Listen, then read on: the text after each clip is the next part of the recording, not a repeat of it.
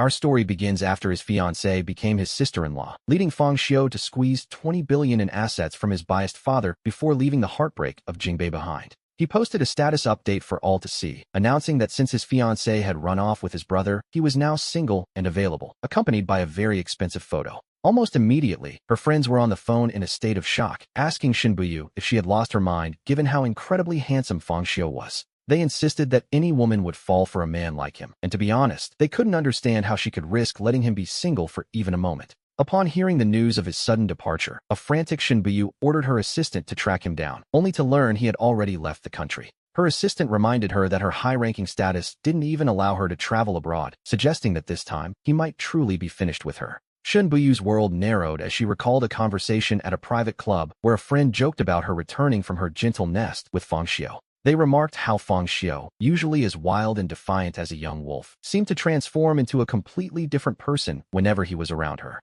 They teased her about how charmingly devoted he had become, asking when she finally planned to marry him, just as Fang Xiu himself happened to pause outside the door. His heart raced with a hopeful expectation, but the words he heard from inside were a cold splash of reality. She was merely playing around. Marry him? She had asked with a casual lightness that, to his ears, felt like a sudden and devastating betrayal of everything they had. It was as if several poisoned blades had been driven into his chest, while inside the room, a heavy and suffocating silence took hold of the group. Even her closest friends seemed stunned by her callousness, and it took a long moment before someone finally dared to break the tension. One of them finally asked if, after 3 long years, Shen Biyu was still holding onto the memory of her so-called white moonlight. The term, white moonlight, sent his mind into a tailspin of confusion. He felt as though his very soul had been hollowed out in an instant. He stood outside the door like a lifeless puppet, listening as Shen Biyu gave a faint, chilling hum of affirmation to her friend's question. She noted that 3 years of trying was quite enough, adding that it was finally time for her true love to return, leaving Fang Xiu feeling utterly frozen.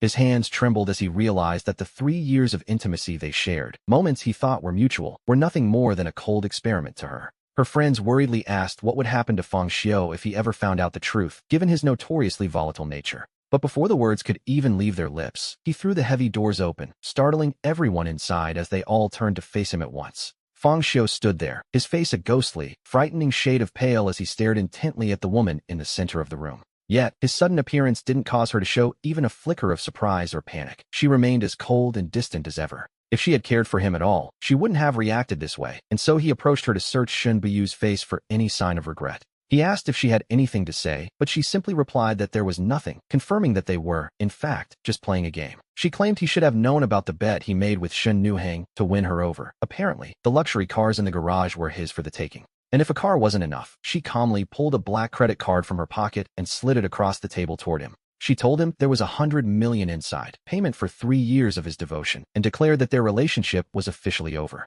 With that, she stood up to leave, but as she tried to pass him, Fang Xiu reached out and gripped her wrist with desperate strength. He told her that despite the bet, his feelings had been real, his voice trembling as he thought back on every moment they had shared. But Shen Biyu only shook her head and showed him a message on her phone from a contact named Xingxi that made his heart stop. It was a text from her, White Moonlight, asking to get back together, and in that instant, we see Fang Xiu's entire world crumble. Shen Biyu stared at the screen for a moment before she began to slowly, deliberately pry his fingers off her arm. She offered a cold apology, claiming she never felt a thing, and then turned to walk away without a single backward glance. It turns out he was the only one playing for keeps, while she had simply been the director of a 3-year-long performance. Left standing there with nothing but his shattered sincerity, Fang Xiu suddenly reached down and grabbed a bottle from the table. He smashed the expensive bottle against the floor in a fit of rage, leaving everyone in the room frozen in shock and far too terrified to intervene. Sometime later, he stumbled out of the club into the biting night wind, roughly wiping away the tears that he couldn't seem to stop.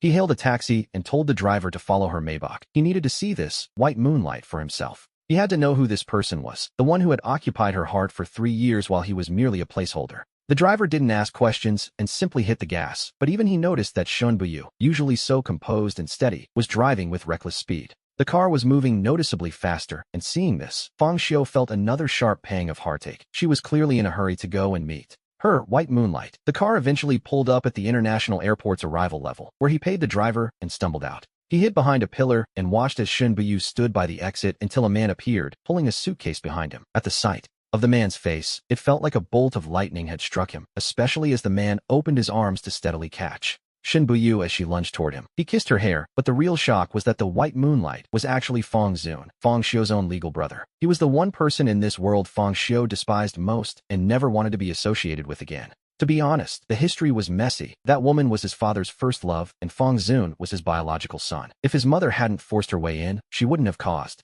the first love to break up while pregnant. But Fang Xiu knew the truth better than anyone. His father had been desperate for capital and was at a total dead end. Unable to even afford a meal, he approached the woman who had chased him for so long, promising to marry her if her family invested in his business. His mother gave him everything, her money, her love, and eventually, her very life to save him in a car accident. And yet, before his mother was even cold in the ground, his father used her inheritance as a gift to grandly marry that so-called first love. Fang Xiu felt that Shen Buyu could have chosen anyone, but why did it have to be Fang Zun? While he was lost in thought, Shen Buyu took the luggage and headed for the parking lot. As if possessed, Fang Xiu hailed another taxi. He followed closely, and through the window, we see Shen Buyu turning her head to speak tenderly to Fang Zun. She even reached out quite naturally to tuck a stray hair behind his ear, a level of tenderness Fang Xiu had never received. It was something he had never known in 3 years, and as he stared ahead with eyes blurred by tears, the situation at the road intersection suddenly changed. The screech of tires and the sound of metal crunching rang out in quick succession, and the taxi he was in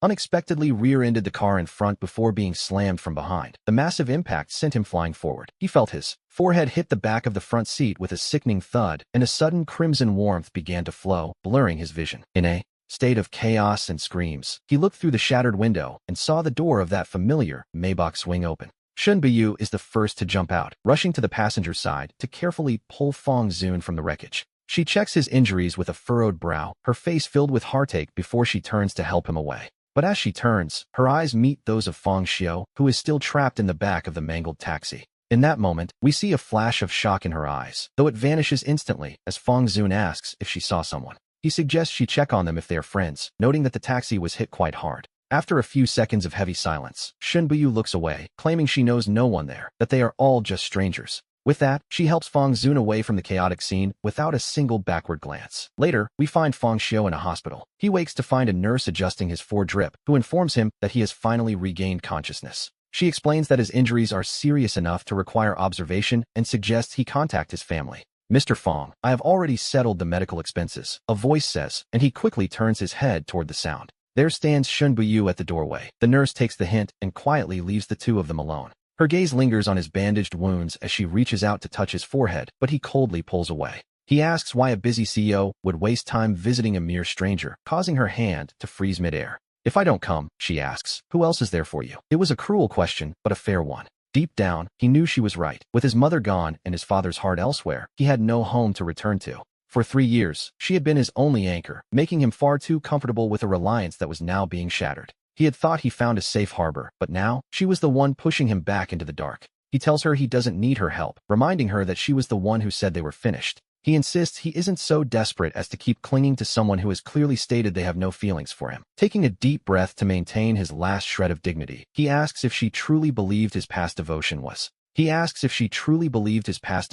real, claiming he was just playing a game like everyone else. Shen Buyu. She watches him, her brow furrowing as she sees him acting tough despite his eyes being rimmed with red. She is about to say something, but then, as so often happens, a nurse hurriedly pushes the door open. The nurse informs her that Fang Zun's examination is finished and he is looking for her. Fang Xiu reacts instantly. Like a cat whose tail has been stepped on, he tells her to go be with her true love instead. Shen Buyu remains silent for a few seconds before explaining she only stayed because Shun Loheng asked her to watch over him. At that, Fang Xiu finally breaks into a laugh, though the movement pulls painfully at his fresh wounds. Yet that physical pain is nothing compared to the ache in his chest as he tells her not to worry about his feelings. We see a flicker of shock in Shen Buyu's eyes. It is the first time she has ever seen him cry. She opens her mouth to speak, but ultimately says nothing and follows the nurse out, leaving him alone in the room. Once she is gone, his strength vanishes, and he collapses onto the bed, his tears drying up surprisingly quickly. Over the next few days, he cares for himself in the hospital, enduring the cold sweat of pain and tasteless meals.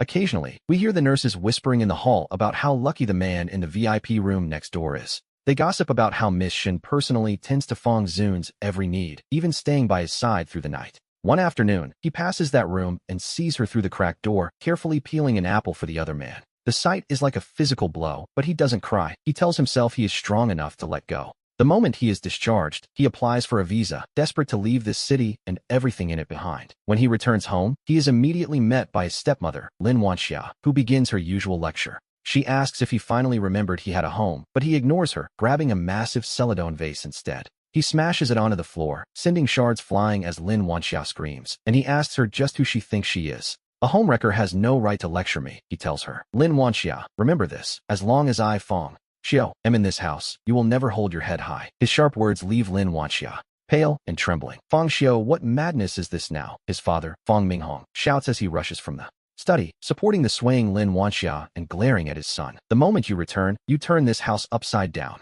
We see Fong Xiao sneer at the sight of his father protecting that woman. If I'm such a nuisance, he says, then let's settle this. Give me my share of the family assets now, and I will leave the country. I'll go abroad and never come back. I won't bother you ever again. Fong Minghong freezes, his face quickly shifting into a mask of hypocritical concern. Nonsense, he says. Why go abroad? What would you do there? You belong here. This will always be your home, he continues. We are a family. To Fong Xiao, this sounds like the most ridiculous joke he has ever heard. Stop acting, Fong Minghong, he snaps. You, her, and Fong Zun, you three are the family, not me. My mother is dead, and with her, my home died too. So let's stop the games and get straight to the point. I want what is rightfully mine. Hearing this, Fong Minghong's face darkens instantly, and a heavy silence falls. For a long moment. Finally, he speaks with a feigned gentleness. I know you're resentful, son. So how about this? I'll give you 5 million to go travel and clear your head. 5 million, a generous offer in his mind. Fong Minghong, you only have this life because of my grandfather's money and the dowry my mother brought with her. Even your very life was bought with hers. And yet, here you are, using my mother's wealth to support a mistress. You live in the house she bought, and you think 5 million is enough to dismiss. Which, naturally, is an insult. Her only son? Where's your shame? Hit where it hurts. Fong Minghong snaps in a fit of rage. Fine, just tell me exactly how much you want. But Fong Xiao is already prepared. He pulls a document from his pocket and calmly begins to read out a long string of numbers. As he lists the assets and equity names, Fong Minghong's eyes widen. You're mad. You're trying to hollow out half the family business. Fong Xiao remains perfectly calm. If you don't agree, that's fine. I've planted a bomb outside the villa. So either you sign this agreement and pay up, or we all die here together today. A bit extreme, perhaps, but effective. Make your choice. Fong Minghong can only stare in sheer disbelief. Fong Xiao, you are an absolute madman.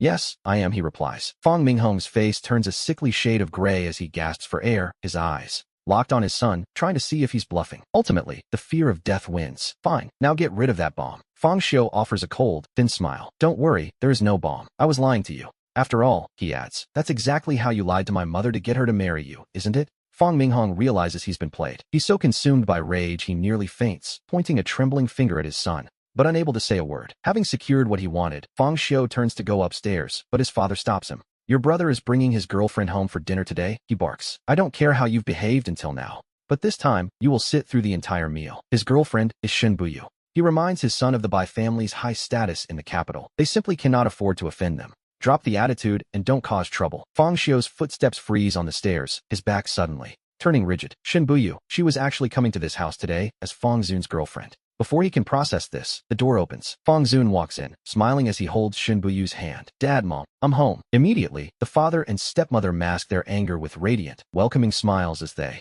rush forward to greet them. They dote on Fong Zun while acting completely subservient to Shen Buyu. Only Shen's gaze, as it lands on Fong Xiao, seems to falter. She realizes only now that he is Fong Zun's brother. At dinner, the couple sits together while Fong Xiao sits alone across from them. Throughout the meal, he watches. We see Shen Buyu carefully serving food to Fong Zun, while Ling Wan watches the scene with a beaming, satisfied smile. He tells a story of how he couldn't get up and Shen Buyu helped him, later asking for his contact information. When she speaks, she even puts on a display of pure, shy innocence, which, to be honest, makes Fong Xiao want to laugh out loud. After all, Fong Zun has hated animals since childhood and even tortured a cat to death. He would never save one. The family eats and chats happily together, but Fong Xiao has no interest in the play and heads to the garden. Not long after, Fong Zun follows him out, asking if he's enjoying the breeze all by himself. I know why you're acting this way, he says. Everyone in our circle told me about you and Shen Buyu. In those 3 years, Fong Xiao's body stiffens slightly, though he refuses to turn around. To be honest, Fong Zun admits he was worried at first, boasting about his own irresistible charm that no one can resist.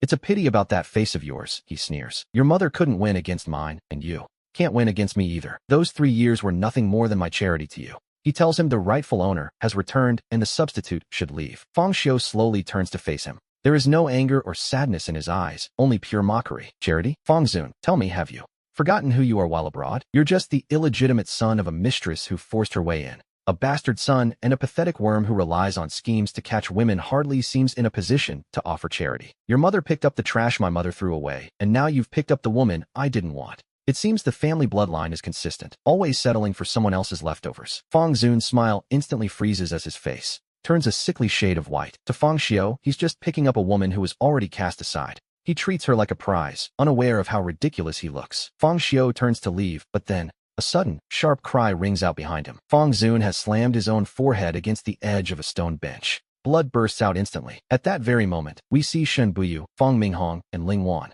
come rushing out from the living room to find Fang Zun on the ground, clutching his bleeding forehead and playing the martyr. He claims he simply lost his footing and begs them not to blame his brother. Ling Wan immediately throws herself toward her son. She can't believe he's defending Fang Xiao after such an attack. Minghong, his face pale with rage, points a finger at his son. He demands to know what Fang Xiao has done this time. Our protagonist stands his ground, watching this carefully. Orchestrated performance of a frame-up. He looks at his furious father and his hypocritical stepmother before his gaze finally settles on Shen Buyu. We see her crouching beside Fang Zun, checking his wound with such care before looking up at Fang Xiao with pure hatred. It seems she doesn't believe him either, which, to be honest, shouldn't come as a surprise given her history. Fang Xiao considers this for a moment and then begins to walk forward. Under their stunned gazes, he picks up a heavy ceramic flower pot and, without a hint of hesitation, smashes it directly onto Fang Zun's already injured forehead. A dull thud is followed by a scream far more piercing than the first. Fang Xiao simply drops the shattered pieces of the pot. He calmly explains that while he didn't do it the first time, he certainly has now. A bold move, to say the least.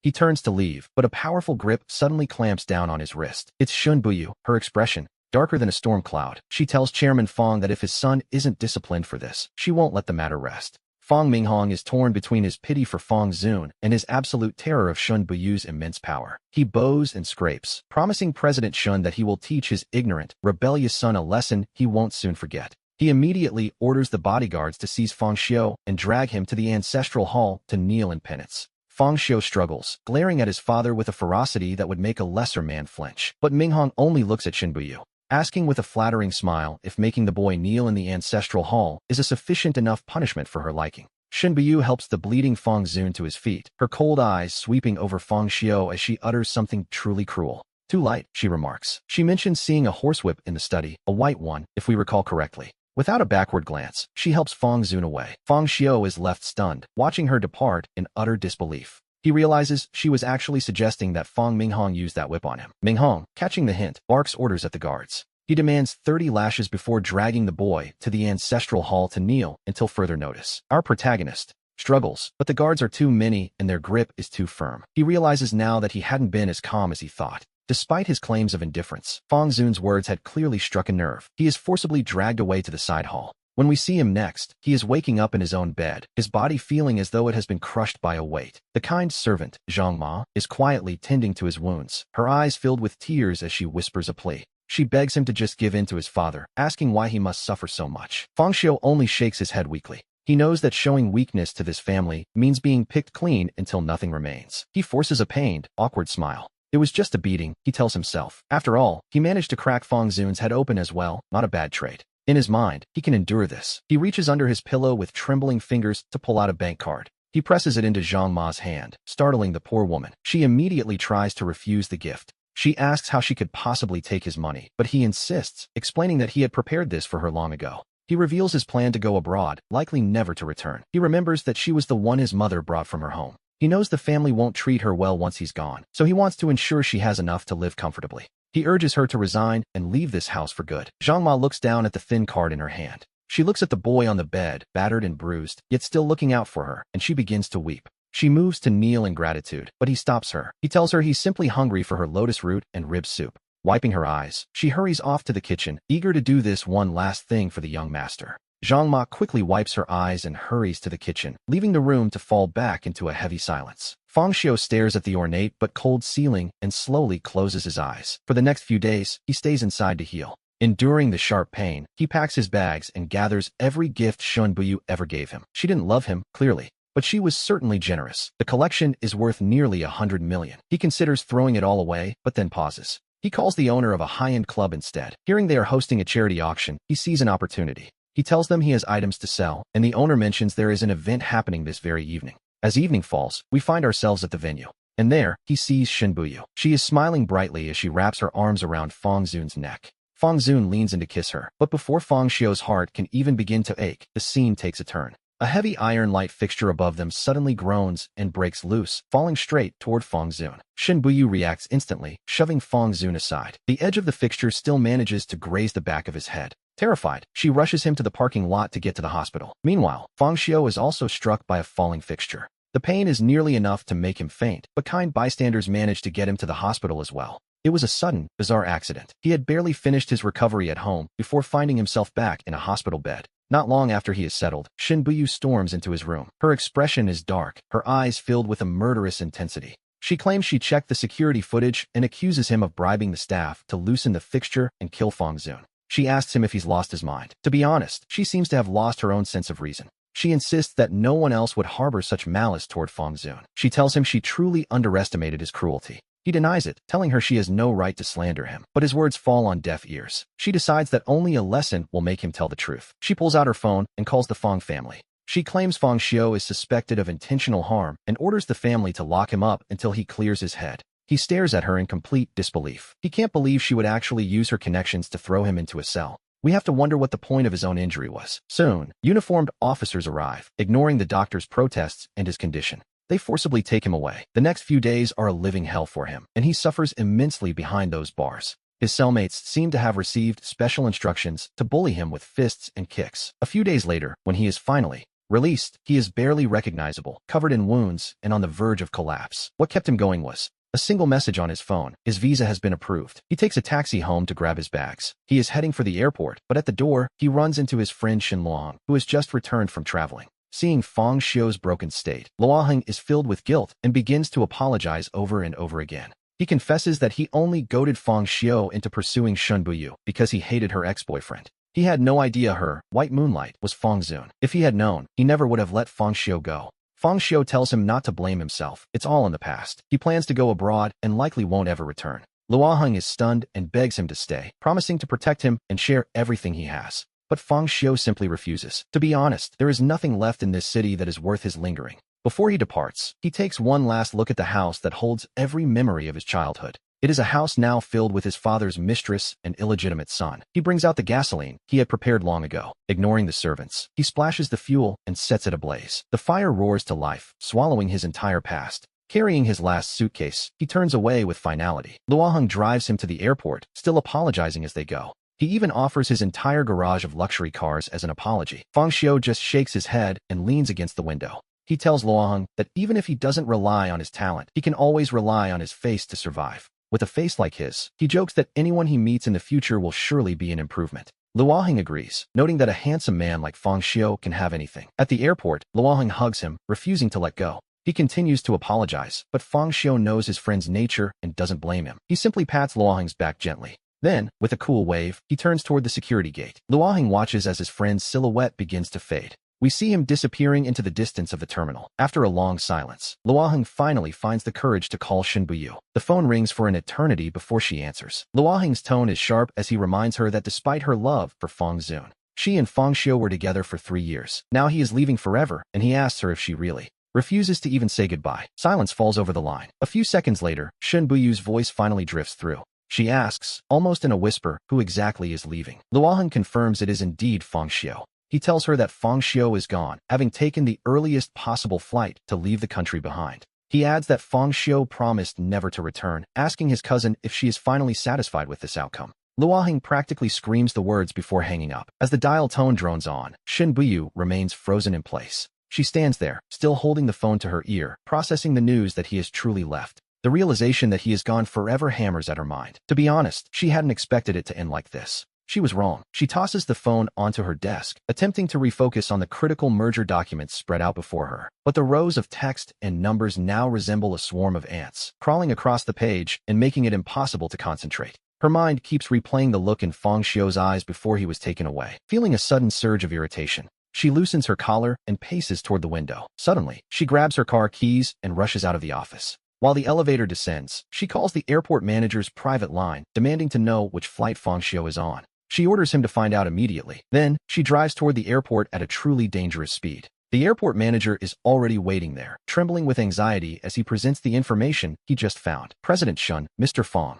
is on Flight 108 to Paris. To be perfectly honest, the plane took off 20 minutes ago. Shin Buyu's footsteps come to a sudden halt. She looks up at the massive flight information screen, searching for that specific number. The status for Flight 108 is clearly displayed in cold, green letters, departed. She stands there, completely frozen. We see her in the middle of the bustling terminal, surrounded by the noise of announcements, rolling suitcases, and the laughter of travelers. Just then, the phone in her pocket vibrates again. Fong Zun's name flashes on the screen. She takes a deep breath, and then, she finally answers the call. Normally, she would drop everything to rush to him, but now she stares at a distant point of light disappearing into the night sky. After a long silence, she finally responds, saying she's on her way. A little later, she arrives at Fong Zun's VIP hospital room. He is leaning against the headboard, looking quite pale, but his face lights up with a joyful smile the moment she enters. Shin Buyu sits by the bed, listening to him chatter on, though her mind is clearly elsewhere. Fong Zun, being sensitive, notices her unusual silence. He tentatively asks if she is worried about Fong Xiao, mentioning he heard from his father that the man had gone abroad.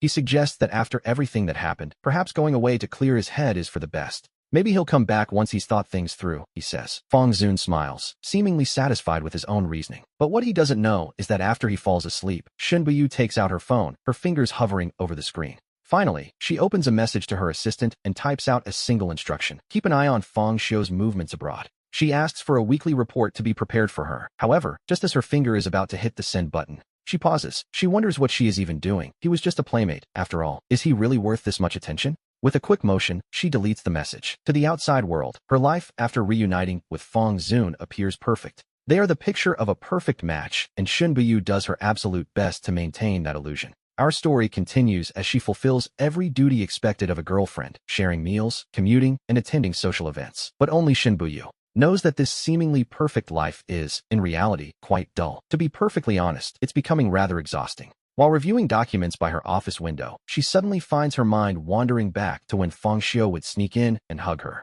He would intentionally whisper in her ear, disrupting her entire work rhythm. Even on her private jet, she instinctively glances at the small restroom, remembering the time she carried him out in a blanket while he grumbled indignantly. These ill-timed memories emerge like ghosts, leaving her restless. Eventually, she takes Fong Zun to a restaurant she once frequented. It's a private kitchen requiring months of reservations. The food is exquisite, the setting elegant, yet Shin Buyu remains silent. As she eats, she remembers how Fong Xiao would snatch the best morsels from her bowl, complaining that they weren't spicy enough, before grabbing her hand or her wine to soothe the heat. He always claimed what was hers was his. Picture the scene. A meal that used to be chaotic and full of life, now reduced to a heavy, suffocating silence. The silence is so heavy it makes her feel as though she's suffocating. That night, she habitually sleeps on the inner side of the bed. Half asleep, her arm reaches out to the side, searching for a familiar warmth. She remembers how Fong Xiao was a restless sleeper, always stealing the covers and burrowing into her arms like a small animal. Shin Buyu snaps her eyes open, a sudden wave of rejection washing over her. For the first time, she roughly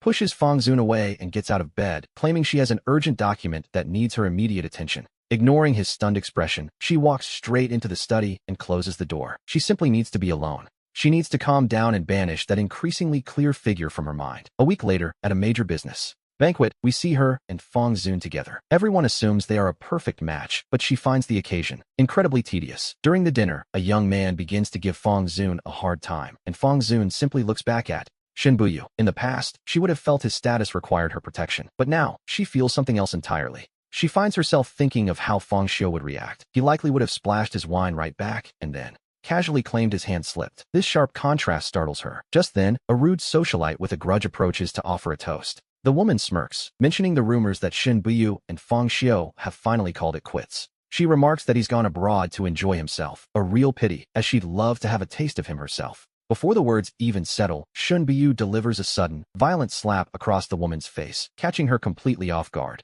With a cry of pain, the woman is knocked to the ground, blood pouring from her nose. The entire room falls into a deathly silence. Everyone watches, frozen in shock at this sudden outburst. Shin Buyu looks down at the wailing figure and asks what she thinks she is. Without another look at the guests, she tells the woman to watch her mouth and pulls a stunned Fong Zun away. This was, quite remarkably, the first time in her life she had ever lost her composure at such an important public event. And all because of a single, flippant comment about Fong Xiao. On the way home, the atmosphere in the car is suffocating. Fang Zun seems genuinely shaken. After a long silence, he cautiously mentions that his mother called again to ask about their wedding. Shin Buyu simply rubs her temples, her response dripping with dismissive indifference. To be honest, she wasn't even listening. Later, in her study, she opens an encrypted album on her phone. Inside is a short video from a party years ago. In it, Fang Xiu is being cheered on to sing. He jumps on stage, grabs the mic, and starts a lively pop song. She had forgotten when she even saved this clip. Seeing his vibrant, spirited self compared to her current stagnant life makes her heart feel as though an invisible hand is squeezing it. A dull, suffocating pain washes over her. She abruptly shuts the video and flips the phone over, her chest heaving as she tries to catch her breath. Time flies, and we find ourselves 3 years later at the airport. Shin Buyu is returning from a major business trip. Fang Zun accompanies her as her fiancé, keeping a low profile. They head through the VIP channel to avoid the usual crowds. However, as they exit the terminal, a deafening wave of sound hits them from the arrival hall. It seems something big is happening. We see a sea of people, countless young fans holding flashing light boards, flowers, and posters, feverishly shouting a single name in unison, Fang Xiu. The roar is so deafening it nearly lifts the airport's roof. Many ordinary travelers stop to watch the commotion, whispering in curiosity about who could possibly command such a massive presence. Don't you know? Someone asks. That's Fang Xiu, the superstar who debuted 3 years ago, a modern-day pan and an actor of 1,000 faces. Shin Buyu's steps falter the moment she hears that name. Instinctively, she follows the sound and the crowd's collective gaze until her eyes lock onto a massive billboard hanging from a giant pillar. She stands frozen in place, her eyes fixed on that enormous poster. All the surrounding noise seems to fade away, and the world shrinks until only that dazzling, star-like figure remains. Just then, Fang Zun notices the billboard too and instinctively grips Shin Buyu's hand. He mentions that he'd heard Fang Xiu went abroad to become a celebrity, which, naturally, he finds quite beneath them. Imagine a young master trading his status for the entertainment world. His voice carries a very deliberate sense of disdain. But Shin Buyu doesn't hear a word. She had spent 3 years pretending not to look for him. Yet news of his success always found its way to her. She knew his debut was a sensation and that every one of his films was a masterpiece. She had even secretly instructed her assistant to buy every movie ticket and collect every poster he endorsed, hiding them in her study's most secret drawer. She simply never allowed herself to actually go to him. Suddenly, her gaze pierces the crowd and locks onto the man himself as he emerges from the terminal under heavy guard. He is, she realizes, even more radiant in person. While she watches him from across the sea of people, a woman suddenly breaks through the crowd with a smile, carrying a striking bouquet of roses. This is Shang Xinzi, a prominent heir from a powerful family. Shang Xinzi naturally takes his luggage and leans in to whisper something private, their familiarity plain for all to see. Fang Xiu bursts into laughter at her words, and seeing this, Shin Buyu's expression twists as the atmosphere turns icy. The temperature drops suddenly, making even Fang Zun shiver as the crowd pushes them toward the parking lot. By a strange twist of fate, Shin Buyu's car is parked right next to the team's very conspicuous Lincoln. She watches Shang Xinzi eagerly opening the door for him. Just as he leans in, he seems to sense something. He turns to meet Shin Buyu's eyes, offers a polite nod, and decides her presence is none of his concern. Meanwhile, Shin Buyu's heart leaps into her throat. She can actually hear the frantic rush of her own blood. But the next second, everything goes cold. She sees only distance in his eyes as he gives a slight nod in her direction, as if acknowledging a completely irrelevant fan, before casually looking away. He steps into the car without a moment's hesitation. At the same time, Shang Xinzi notices Shin Buyu, closes the door, and offers a mocking smirk through the window as they prepare to leave. The black Lincoln then speeds away, leaving Shin Buyu standing there as if she's been turned to stone. Fang Zun calls her name several times, but she hears nothing but a dull, persistent ringing in her ears. One thought echoes. He saw her, yet he chose to ignore her. Later, back in her hotel suite, she collapses onto the sofa. She won't sleep tonight, her mind trapped in a loop of that airport encounter. She keeps seeing that stranger's gaze and the easy intimacy he shared with Shang Xinzi. Every interaction, they had felt like a personal affront to her. To be honest, seeing them together was far more painful than she ever imagined it would be. She cannot endure that cold look or the woman by his side. Consumed by frustration, she suddenly stands up. She marches to the wine cabinet, downs a glass of strong liquor, and immediately calls her assistant. She demands Fang Xiu's address in Jingbei, his schedule for the week, and everything there is to know about Shang Xinzi's past 3 years. She wants a detailed report on their relationship, and she wants it immediately. The faster, the better, she had demanded. After the order is given, she paces the room restlessly, every passing second feeling exceptionally long. A few hours later, the assistant calls back with a detailed report, including Fang Xiu's current address and a full list of his recent activities. But it's the news about Shang Xinzi that truly makes Shin Buyu's heart sink. Her background is distinguished, and her talent is undeniable. Since Fang Xiu went abroad 3 years ago, this young lady has focused almost entirely on Europe, specifically Paris. As a silent investor, she quietly paved the way for him, using her vast connections and resources to help him quickly establish a firm foothold in both the fashion and film industries. A classic case of a guardian angel, it seems. The public calls them good friends, but Shin Bu only sneers before hanging up. Between a man and a woman, is there really such a thing as a pure friendship? She can see right through Shang Xinxi's intentions. And as for Fang Xiao, she can't believe he allowed such a person to get so close. At this moment, a wave of hostility and a sense of crisis envelopes her. For the first time, she feels a deep resentment and jealousy toward the very name Shang Xinxi. She desperately wants to see him and demand the truth about their relationship. Fortunately, a week later, our opportunity arrives. Her assistant reports that Fang Xiao will be attending a high-end fashion afterparty. Shin Bu immediately pulls every string she has to secure an invitation. The party is held at a historic private estate, and as soon as she enters, she spots him. He is currently chatting with world-renowned directors and producers, switching effortlessly between fluent French and English. Shin Bu watches him from across the room, glass in hand, waiting patiently until she sees him looking a bit tired, heading alone toward the garden terrace for a break. This, she decides, is her moment. She follows him quietly. Out on the terrace, the night breeze is cool. Fang Xiao leans against the railing, looking out over the lake. She takes a deep breath to calm her racing heart, but when she speaks, her voice carries an instinctive tone of interrogation. What exactly is going on between you and Shang Xinxi? He isn't surprised by her presence, but he doesn't even bother to look back. If it isn't CEO Shun, he says coldly, it's been a while, but who I spend my time with is hardly something I need to report to you. That formal title and his distant attitude make her feel like she's suffocating. She steps closer and grabs his hand. Fang Xiao, you were gone for 3 years. You've lost your basic judgment, he tells her coldly. Do you even know who Shang Xinxi really is? She plays the game better than I ever did. What could she possibly offer you? Fang Xiao turns, looking down at Shin Bu with indifference. CEO Shun, you're hardly in a position to judge, he continues. You say Xinxi is a player? Well, I was once quite famous in the elite circles for being a playboy. We're a perfect match. Besides, Xinxi never hides her feelings and respects every choice I make. Unlike some people who keep someone else in their heart while using the way of the world as an excuse to waste someone else's youth for 3 whole years. Shin Bu, who do you think is worse? These words hit her like a physical blow. To be honest, it was like a loud slap across her face. Her expression sours instantly, and though she opens her mouth, she finds herself speechless.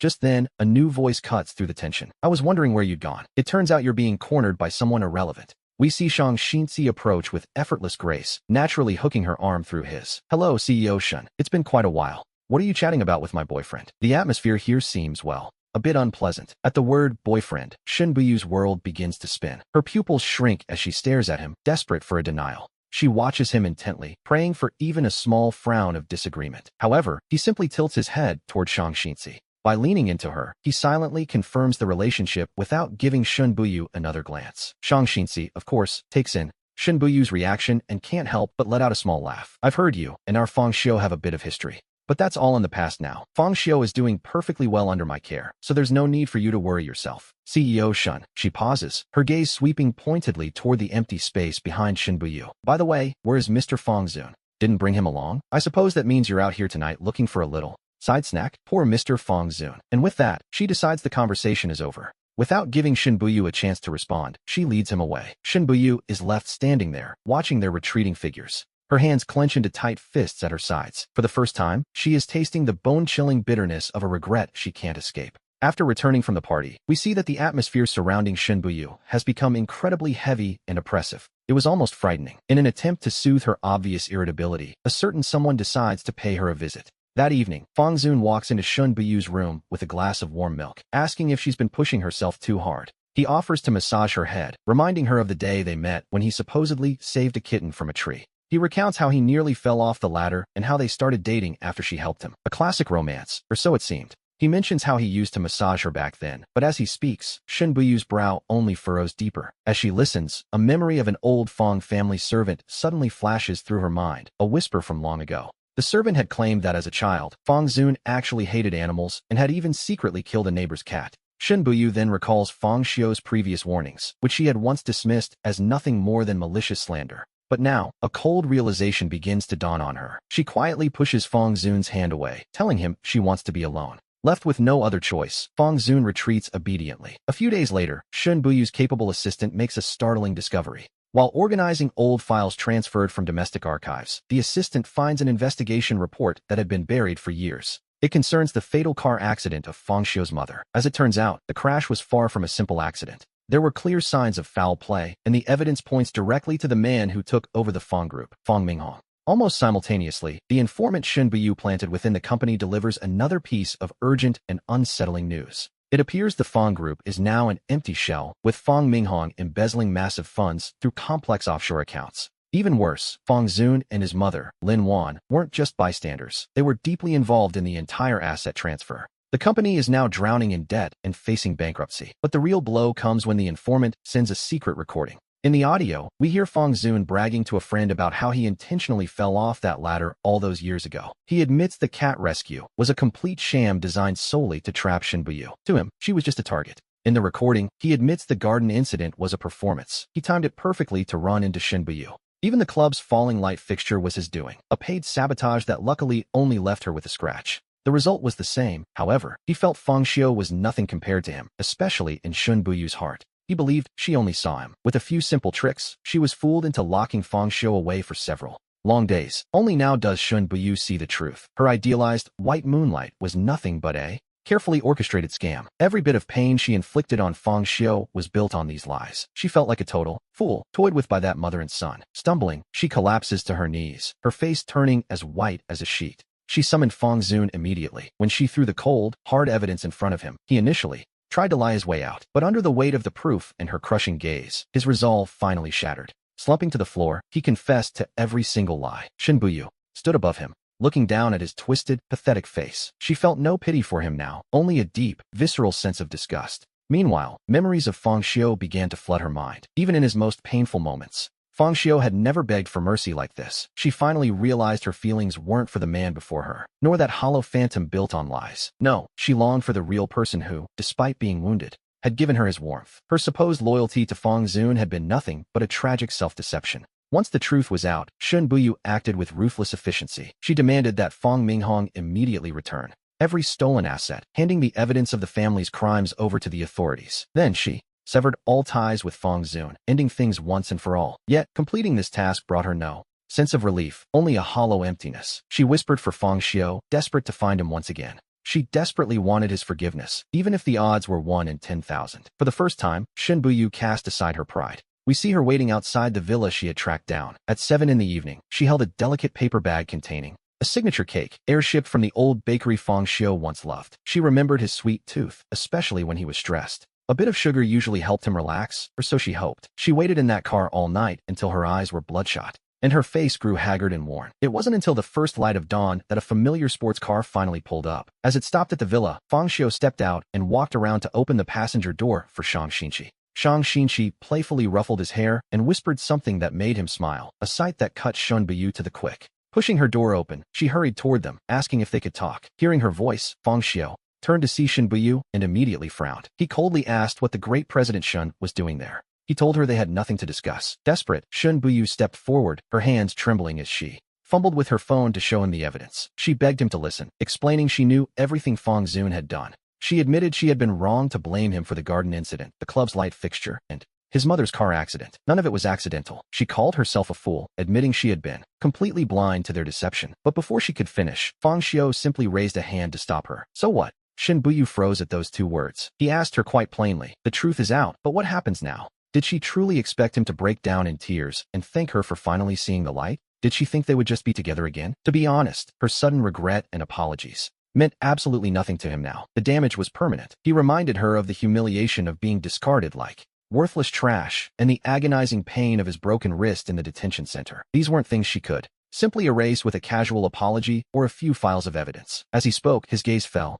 Fong Xiu scoffs at the delicate paper bag in his hand. Still remember my favorite sweets? That must have been quite the effort for President Shen to go to such trouble, air shipping them from so far. He looks up, meeting her gaze as her face turns deathly pale. The thing is, he says with a cold indifference, I stopped liking sweets a long time ago. They're far too cloying, to be honest. Without another word, he turns away and follows Shang Xinqi through the front gate. As the heavy door slams shut, it completely severs her gaze. Shen Buyu stands there, frozen in silence for a long time. The paper bag in her hand suddenly feels impossibly heavy. Inside the villa, Fong Xiu leans against the cold door and slowly slides to the floor. To say he isn't sad would be a lie, but while his heart aches, he feels mostly a sense of relief and exhaustion. Letting go wasn't as hard as he'd imagined. Shang Xinqi sits down beside him, and gently pulls him into an embrace. Fang Xiao, I'm here, she whispers. You still have me. All of this is over. And he realizes she's right. Outside, we see the rain begin to pour as Shun Biyu stands despondently in the storm. She lifts her head toward the window that will never open for her again, her eyes vacant. She knows what's lost can never be reclaimed.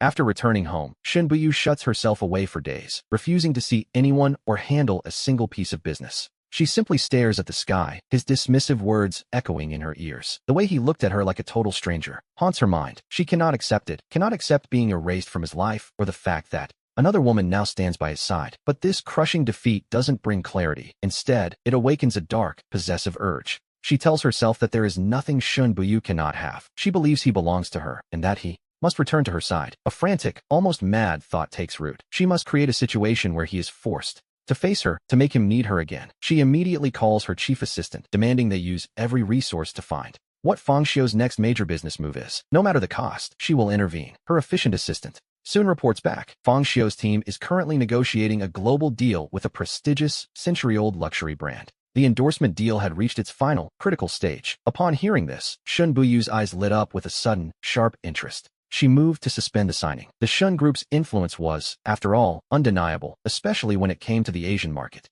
Faced with such massive potential gains, the brand's executives naturally began to hesitate. The signing ceremony, originally set for the following day, was abruptly postponed for further evaluation. When the news reached Fang Xiao's team, the atmosphere in the room turned instantly grim. His manager looked at him with deep concern. At that moment, Fang Xiao was simply practicing lines for an upcoming film in the mirror. He felt nothing but a weary sense of disbelief. This was classic Shun Biyu, trying to force him into submission yet again. Shang Xinqi, who had been lazily playing games on the sofa, immediately set his phone aside and walked over to his side. He assured him that Shun Buyu's reach wasn't nearly as long as she imagined. Later, when the video conference finally reconvened, the screens displayed Fang Xiao, Shang Xinqi's team, and Shun Biyu herself. We see the meeting begin under a cloud of tension. The brand CEO spoke cautiously, mentioning the strategic possibilities the Shun Group had proposed. To be honest, money usually talks quite loudly. His hesitation was palpable. Shun Biyu spoke up immediately, claiming she was incredibly optimistic about the brand's future growth and potential. She spoke of win-win scenarios and mutual success, but when it came to the choice of a spokesperson, she suggested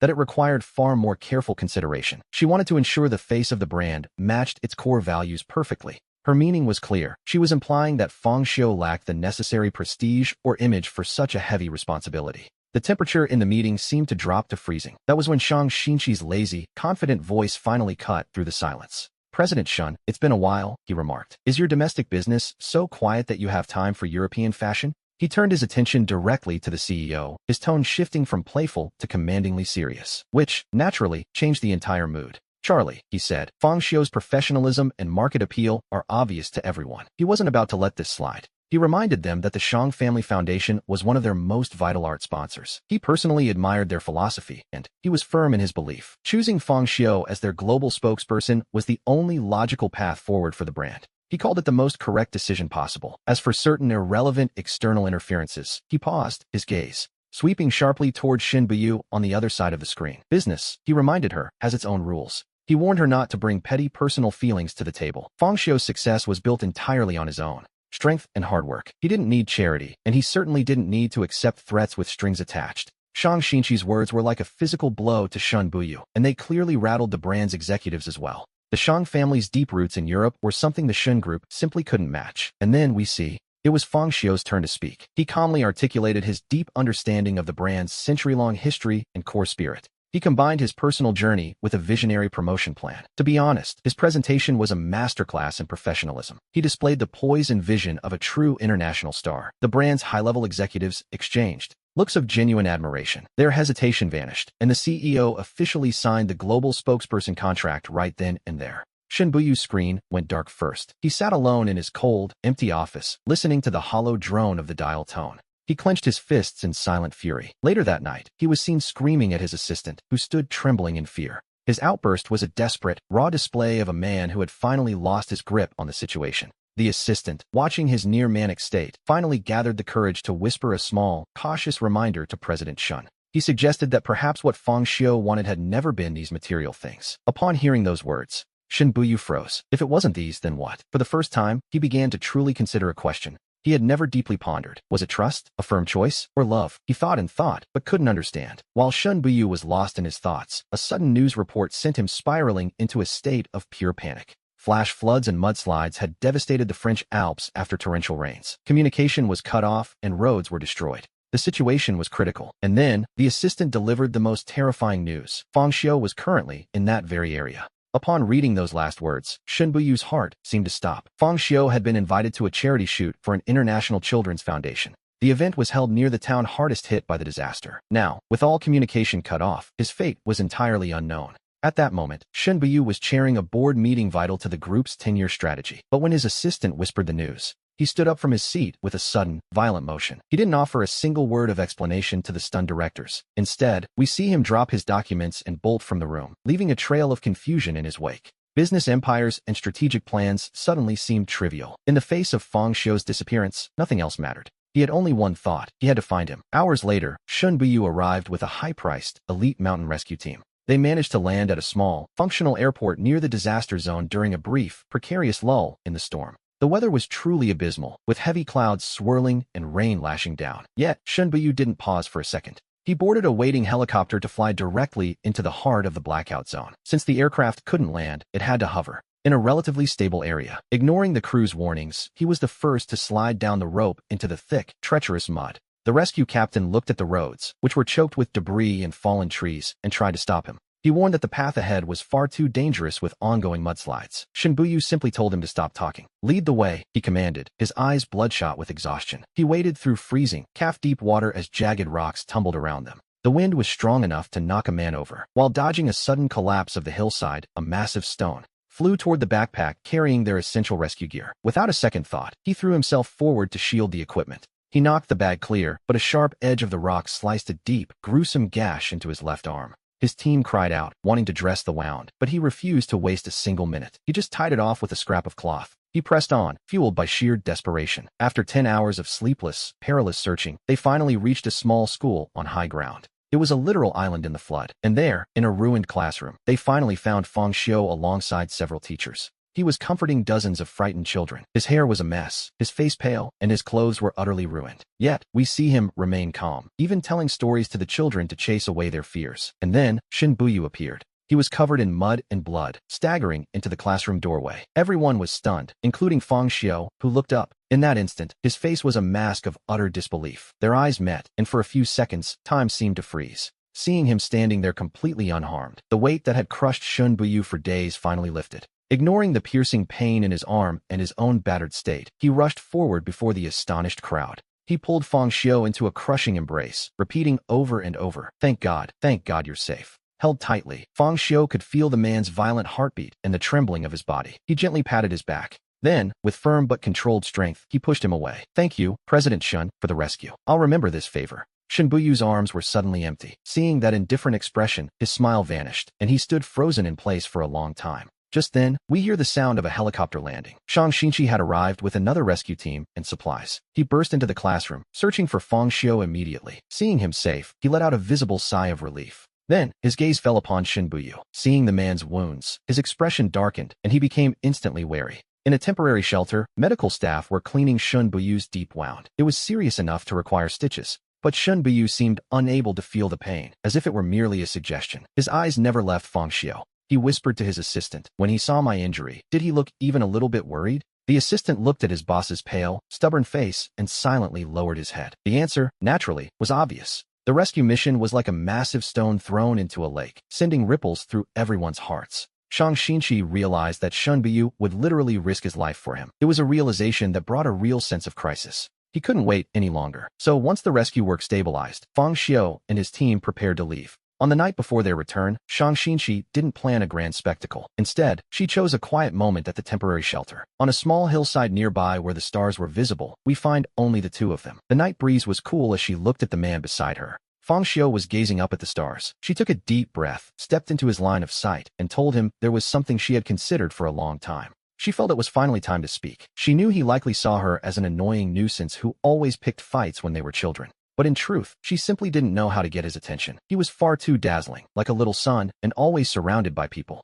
She had used those clumsy methods just so he would remember her. Later, as they grew older, she spent her days in bars for a specific reason. Seeing him with Shun Buyu had been painful, and she hadn't known how to cope. To be honest, she could only use those methods to numb the ache. She wanted him to see that she wasn't someone to be ignored. When he went abroad for 3 years, she had followed him immediately. It wasn't for any other reason than the fact that she liked him. She had liked him since they were very small children. Hearing those words, Fang Xiu remained silent. He remained quiet for a long time. He remembered every detail of her kindness over those 3 years, every single moment. She had helped him endure the loneliness of a foreign land, supported him through unemployment, and stayed by his side through illness, respecting his every decision. She never pressured him. Now, Shang Xinqi suddenly knelt and took his hand, telling him she knew he was still hurting inside. She knew he hadn't fully moved on, and she wasn't in a rush. She just wanted to ask for a single chance. She wanted to be his girlfriend and care for him officially. Fang Xiu looked at this woman who had been by his side through every hardship and every laugh. He remained silent for a long time, long enough for her heart to nearly sink into despair. And then, he finally made his choice.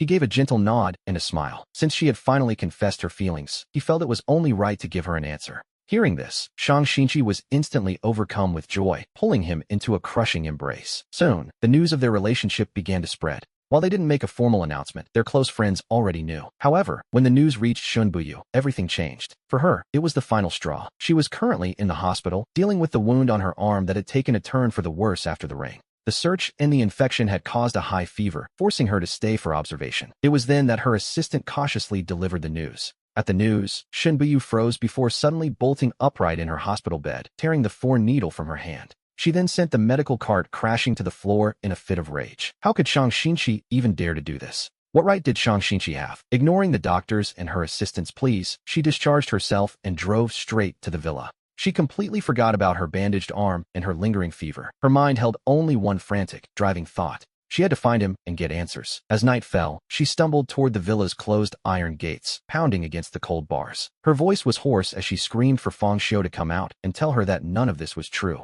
She begged him not to treat her this way, admitting she was wrong and pleading for just one more chance. Her frantic behavior quickly drew the attention of security. Several large men arrived and attempted to escort her away as she struggled. She continued to scream his name until, eventually, she was forcibly removed from the scene and shoved into a car. Up on the second floor, the curtains flickered. Fang Xiu stood there, watching the absurd drama unfold from behind the glass. He watched the once haughty woman being dragged away like a mad woman, his face remaining entirely blank before he finally closed the curtains. The following day, we find him sitting by the sun-drenched window reading a new script while Shang Xinqi worked nearby. She sat cross-legged on the rug with her laptop, occasionally glancing up at him. But this peaceful atmosphere was about to be shattered. A news notification suddenly popped up on the tablet. Fang Minghong, the chairman of the famous Fang Group, had been arrested. He was suspected of massive embezzlement and tax evasion. Consequently, the company's stock price collapsed, and it filed for bankruptcy. The liquidation process began. Deep dive reports suggested a mysterious capital force had carried out a precise strike against the group.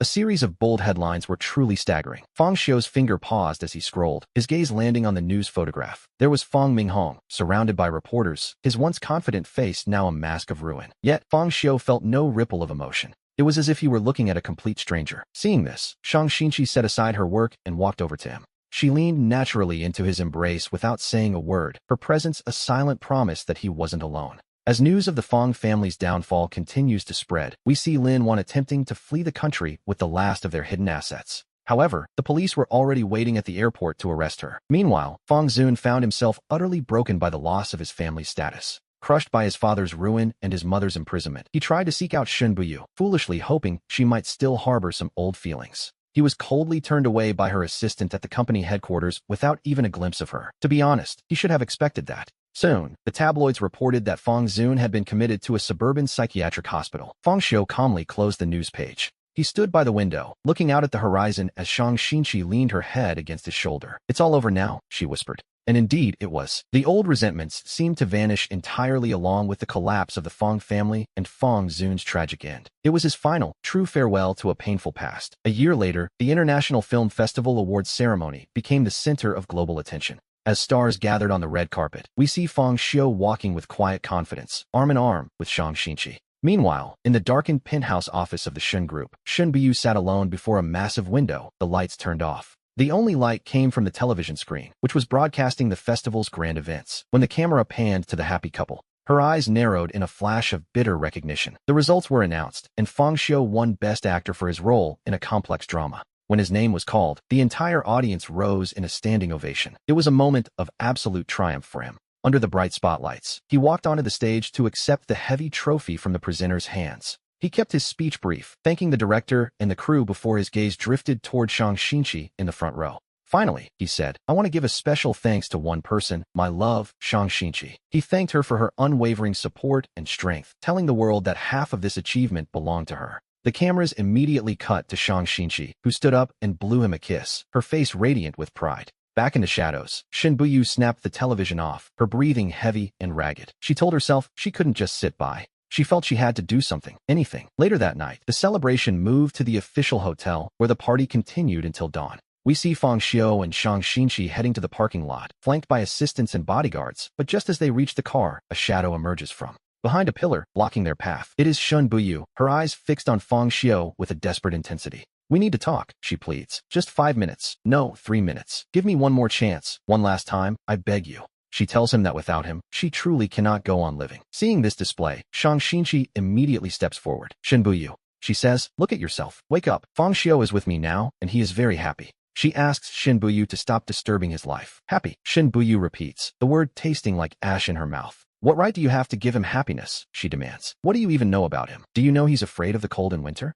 She asks if Shang Xinqi knows he steals the blankets at night, or that he loves spicy food despite needing ice water too. Ease the heat. Enough, Fang Xiu says, his voice cutting through her words. He tells Shen Buyu that the past is the past. He insists that things between them ended long ago. But for Shen Buyu, it seems, nothing has truly ended. How could it be over? She cries, reaching out to grab his arm, only to be blocked by Shang Xinqi. Amidst their argument, no one notices a black sedan at the parking lot entrance, swerving as if the driver were intoxicated or the vehicle had malfunctioned. It suddenly accelerates, hurtling toward the group. Shang Xinqi is the first to react, shouting a desperate warning. However, someone else is even faster. Before anyone can move, Shen Buyu uses every ounce of her strength to shove Fang Xiu out of the way. But in doing so, the force of the push leaves her completely exposed in front of the out-of-control vehicle. With a sickening thud, Shen Buyu's body is thrown into the air like a broken kite, sent flying high into the air. The emergency room light remains lit all night as Fang Xiu and Shang Xinqi wait on a hallway bench until dawn. Finally, the doors open and a weary doctor emerges. He informs them that Shen Buyu's injuries are critical, involving multiple fractures and internal bleeding. But after a night of desperate efforts by the medical team, they manage to save her. Her vital signs gradually stabilize, and she is moved to a general ward. Shang Xinqi stays by Fang Xiu's side as they go in to see her. We see Shen Buyu lying on a snow-white hospital bed, covered in tubes and looking pale and gaunt. Yet, the moment she sees Fang Xiu enter, her eyes instantly light up. With great effort, she manages to whisper his name. Shang Xinqi pats his shoulder, signaling she'll wait outside, and thoughtfully closes the door. He walks to the bedside, a bit reluctantly, perhaps, and takes a seat. He tells her the doctor said she's safe for now. Shen Buyu gazes at him hungrily, reaching out a hand that isn't hooked to and for, but it falls back weakly when she sees the cold distance in his eyes. I'm sorry, she whispers. She begins a fragmented confession, starting from how she was blinded by Fang Zun to the moment she finally realized her true feelings. She admits her pride and stubbornness kept her from the truth, leading only to the agony of losing him. She apologizes over and over, pouring out her love while casting aside every ounce of her dignity to beg for his mercy. She tells him she knows she deserves the worst, but pleads for one more chance to spend the rest of her life making it up to him. Without him, she says, living is simply a pointless endeavor. Fang Xiu listens in silence, never once interrupting her until her voice fades from exhaustion. Only then does he finally speak. Shen Buyu, he says, thank you for saving my life. I will always remember what you did. A flicker of hope ignites in her eyes. But his next words are destined to extinguish that spark forever. He explains that love is not born of gratitude or even guilt. Their story ended a long time ago, specifically back when she used her influence for Fang Zun's sake to have him sent to a detention center to suffer. It ended every single time she chose to believe another man over him. It's over, Shen Buyu, he says firmly. Let us leave things as they are. And with that, he stands up without a second glance and walks toward the door. Outside, Shang Xinqi is waiting exactly where she said she'd be. He reaches out and naturally takes her hand, leaving the hospital room behind without looking back. Meanwhile, Shen Buyu lies in her bed, staring at the empty doorway where he once stood. As his silhouette disappears, her tears begin to fall. Time passes, and soon, another year has gone by. Our protagonist's career is reaching new heights, and he has just signed onto a major international film. We see him in an epic film, playing a character who clings to his faith amidst the fires of war. Later, at a prestigious ceremony, The room erupts when his name is called for Best Actor. Fang Xiu stands up with quiet grace, looking perfectly composed. He shares a heartfelt embrace with Shang Xinqi, whose eyes are shimmering with tears, before making his way toward the global stage. Under the bright spotlights, he holds the trophy that represents the highest honor in cinema and begins his acceptance speech. He thanks the crew, his family, and his friends. Finally, he looks down at the woman he loves and dedicates the honor to his fiancée, Shang Xinqi. He tells her she made him believe in the beauty of love and gave him the courage to be a better man. Miss Shang, he says, please look after me for the rest of our lives. The camera immediately cuts to a close-up of her. She stands and signs, I love you back to him. A week later, a quiet, intimate wedding is held at a private estate, naturally. Only their closest family and friends are invited to the sun-drenched lawn. Fang Xiu wears a suit designed by a close friend, a simple yet elegant piece. As he walks with Shang Xinqi down the petal-strewn path, everything feels right. We see that invitations were also sent to a few people from his past. In the penthouse of the Shun Group, Shun Buyu stands alone. She gazes out the floor-to-ceiling window at the bustling city, looking much thinner than before. On her desk, an elegant invitation lies in silence. She doesn't attend the wedding, choosing instead to visit the office they once shared. Suddenly, her phone screen lights up with a message from an unknown number. There is no text, only a single photograph. It is a picture of Fang Xiu in his wedding suit, standing in the warm sunlight and smiling with genuine, radiant happiness. A moment later, another message arrives. Shen Buyu, I forgive you. I finally let myself move on as well. Take care. She stares at the photo and those final words, feeling as though her heart has been struck by a physical blow. Her hand trembles as she touches his smiling face on the screen. Finally, the tears she's been holding back begin to pour out. She laughs and cries at once, a broken figure in an empty room, before pressing the phone tightly against her chest.